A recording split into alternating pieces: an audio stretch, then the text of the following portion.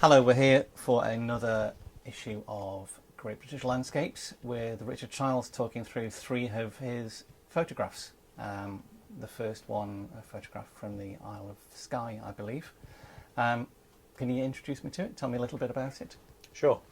This is an image I've called Blue Sky Day, and one of the pictures I'm particularly happy with. There's very few that actually I tend to be satisfied that I've made an image that I wouldn't want to go back and try again. But this is something that I feel fairly happy with. And the mood, the sort of location especially, really suits the sort of photography that I do.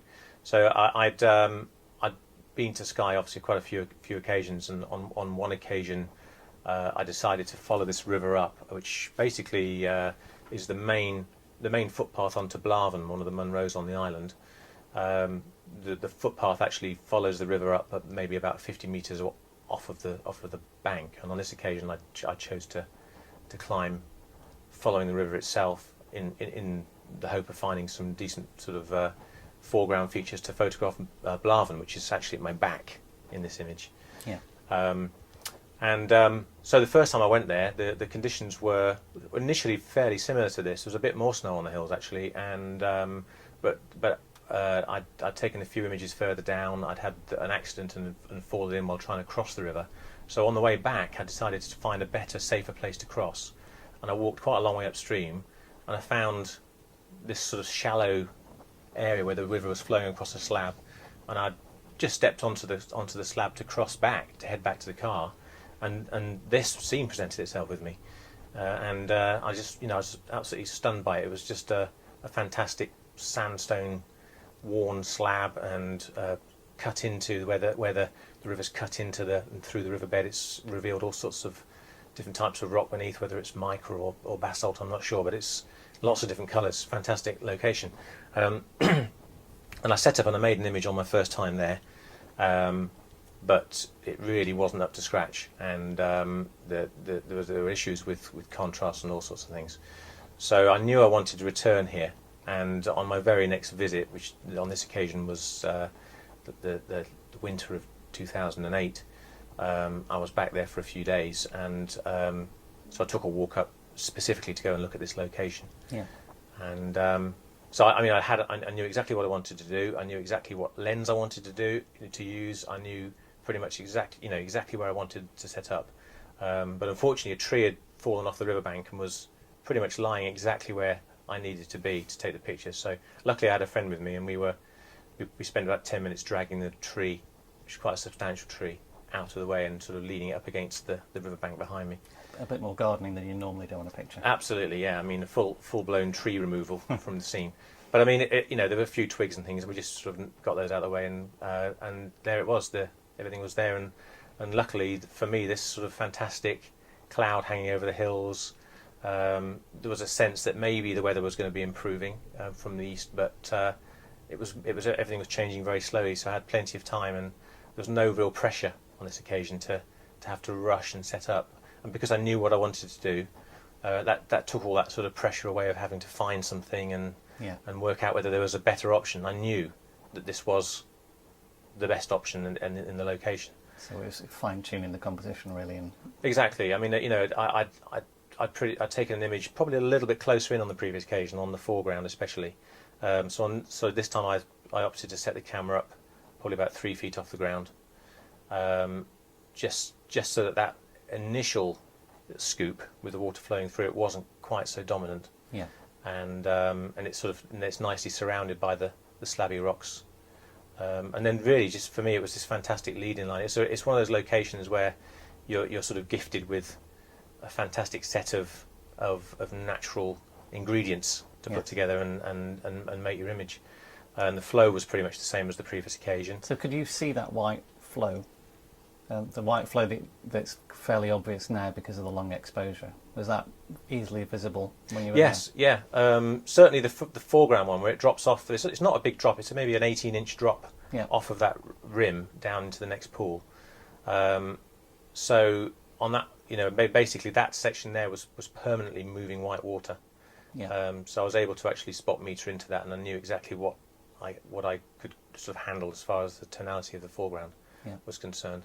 And likewise, the little pause off further in the middle of the river, exactly the same. On that exposure thing, I remember when you took me out when I first got my large format camera, and one of the things you told me was if you're reading white water like that, I think you said half a stop underexpose the white because it'll gradually build up if you're doing a longer exposure. Yes, in my experience, light accumulates in moving water. So whereas you generally expect, if you wanted to expose something as white, to perhaps set that 1 2/3 stops over a mid-tone.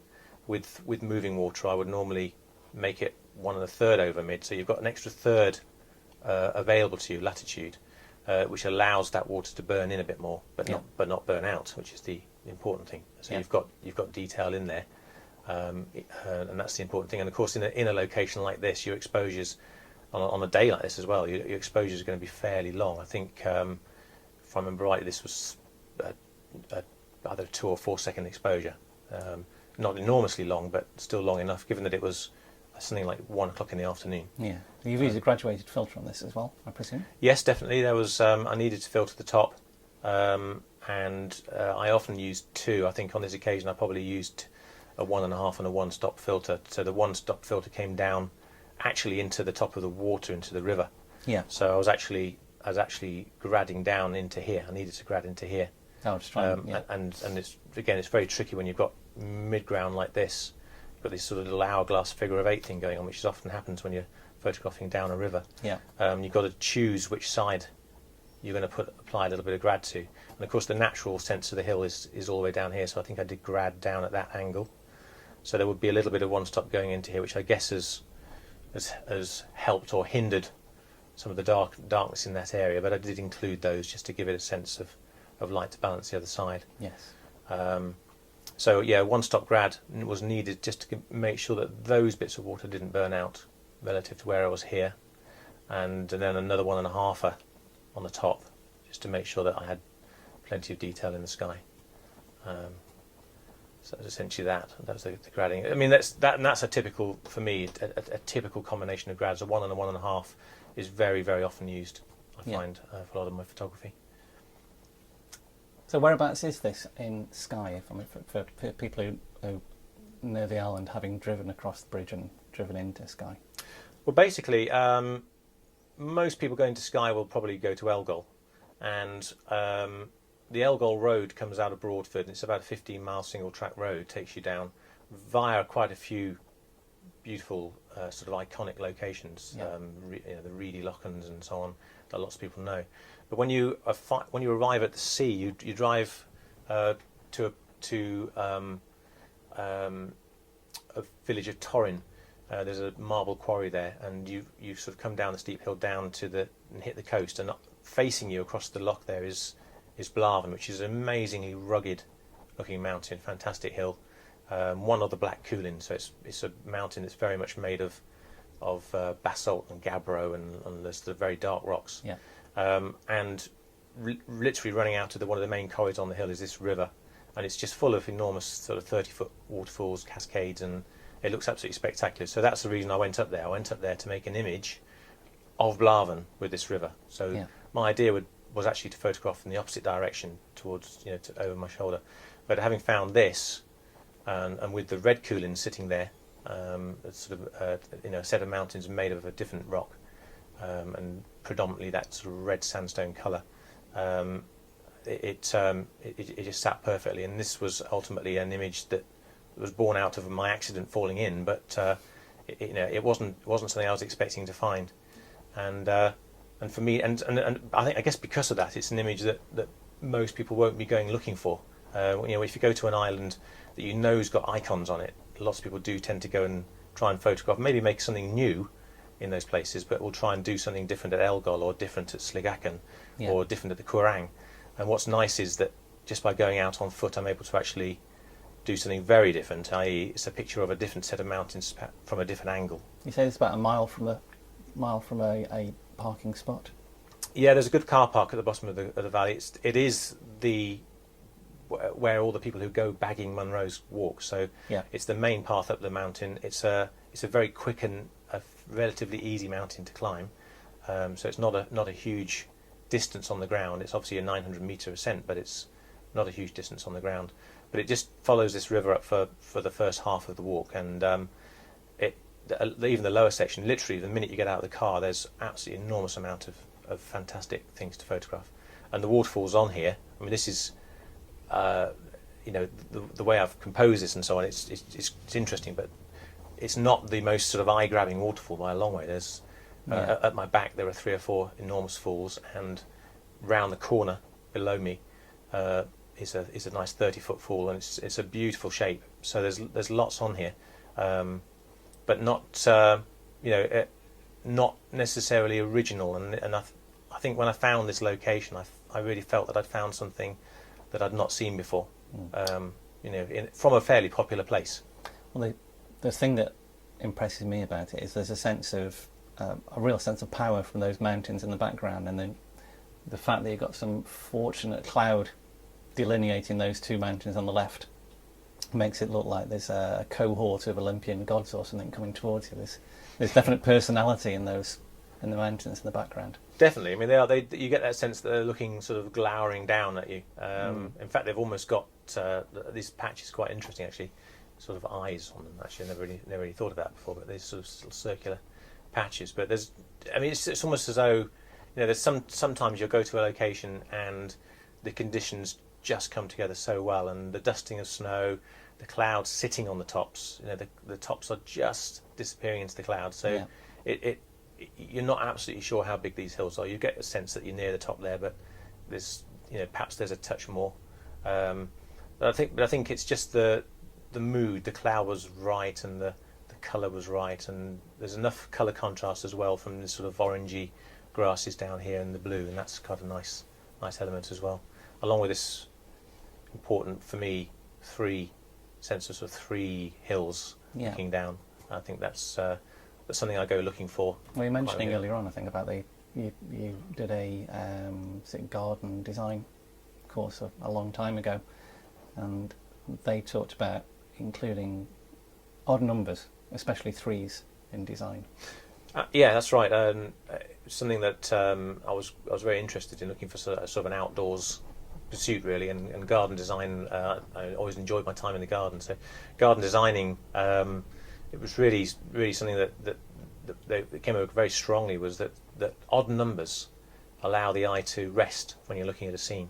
So groups of 3s and 5s and 7s, if you're planting a garden, work much more successfully than even numbers. As soon as you've got 2, then your eye will be darting back and forwards between them, trying to find a sense of rest. And the 3rd element, for some reason, enables you to sort of come to rest. And I think that's an important part of a lot of my pictures, this sense of 3s, whether it's triangulating or just sort of 3 items. If you think of a mantelpiece in your living room or something, a lot of people have 2 candlesticks at each end, but you'd need a 3rd ornament really in order for that to sort of feel like a relaxing thing to look at, maybe. I think there's a fantastic book from the 18th century about the Lake District and stations where you can go and paint in the Lake District. In the middle of there's loads of rules about how many sheep you should have on a hill, and you should always have 3 animals. 3, absolutely. In a group. Yep, absolutely. Never have 4, never 2, always 3. Sounds like a Monty Python sketch. But it does work, these ideas of triples. Definitely, yeah. So you say you've been to this location before a couple of times. Is that scouting? Would you typically go out scouting? I go out scouting. I don't go scouting with no intention of making images. If something presents itself, then I will always have my gear with photographic me. trips. They're definitely photographic walks. So I will have the camera with me, and if on the first occasion I'd been there, the conditions had been absolutely right, then I may have been happy. I'll never be happy not to return. I'd like to think I'll go back here again and have another look at some point. But I may well have been satisfied with the image I made at that point. But so I'll go looking, and in my head I've got this sort of a list of all the other things that I know are on this section of the river that perhaps I can return to and look at. And when you're looking for pictures, do you wander around with a smaller camera? Because I know you can't really wander around with a large format camera to your eye to try and find pictures. No, I used to use the Linhof zoom viewfinder, which unfortunately is now probably buried in some mud on an island. I lost it a couple of years ago, and I was going to look for another one and buy another one, and I figured in the end that the cost of them, for the cost of a viewfinder, I may as well have a viewfinder that can take pictures as well. So at that point in time I bought a Nikon D40X, and that's a nice little lightweight camera, but unfortunately it doesn't really sort of take images or make images or act as a viewfinder that matches 5.4. So more recently I've got a Panasonic GF1.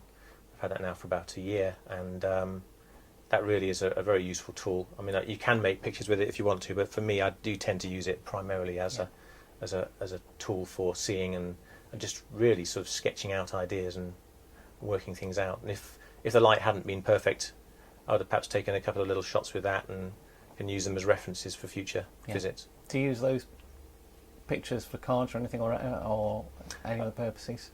There are some, yeah. There's a few. I used to have one up. I used to have a Ricoh Caprio, and I had an image on the wall in my gallery for quite a long time, really as an answer to illustrate that you don't necessarily. It's not about the camera. It's not. You don't have to have a really good camera to make images that work.